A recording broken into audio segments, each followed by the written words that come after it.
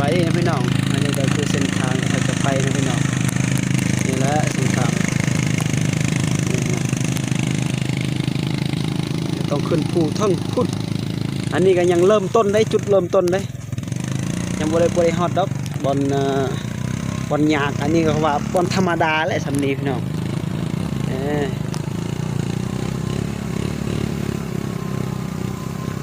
ก็ต้องได้ย่างไปแล้วพี่น้อง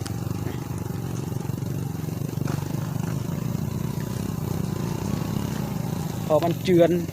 ทางนี้ฝนตกพี่น้องช่วงเดือน2กุมภาพันธ์แหละแต่ว่าทางบ้านนี้ยังฝนตกพี่น้องคือบ้าน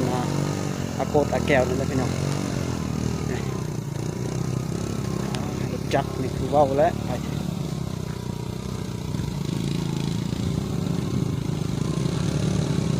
ว่าเรื่องยากที่ผมจักสิว่าวพี่น้อง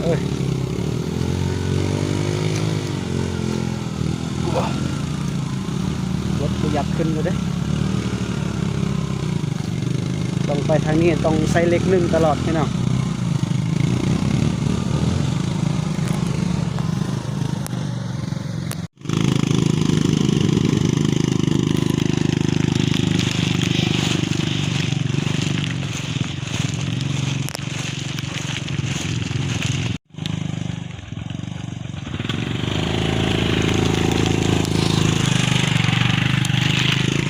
ฝนตกพี่น้อง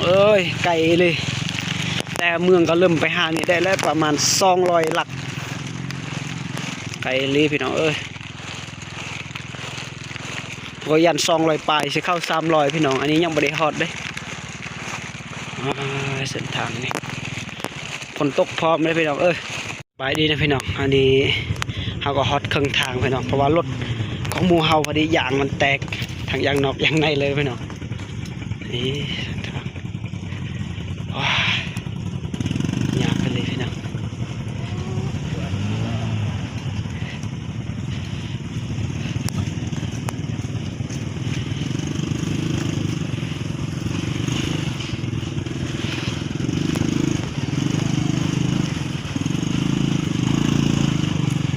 พากันอยู่พี่น้อง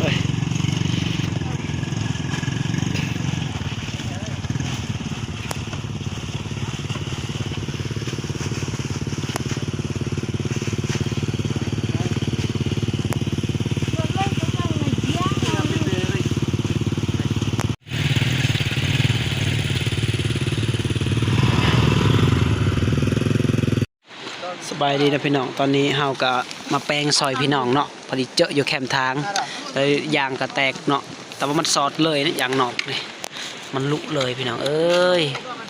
นี่เนาะสร้างแปลงนะพี่น้องตอนนี้ไปได้พอพี่น้องบานปลาเลแน่เนาะพระเจ้าก็จอดเบิ้งเนาะจัดทานบรรยากาศพี่น้องคือแถวนี้บุมีปานคนเลย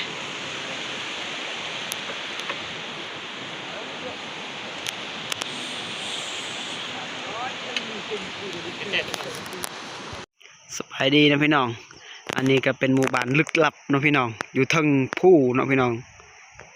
อันนี้เขาก็บ่ฮู้ว่าเป็นบ้านหยังเนาะพี่น้อง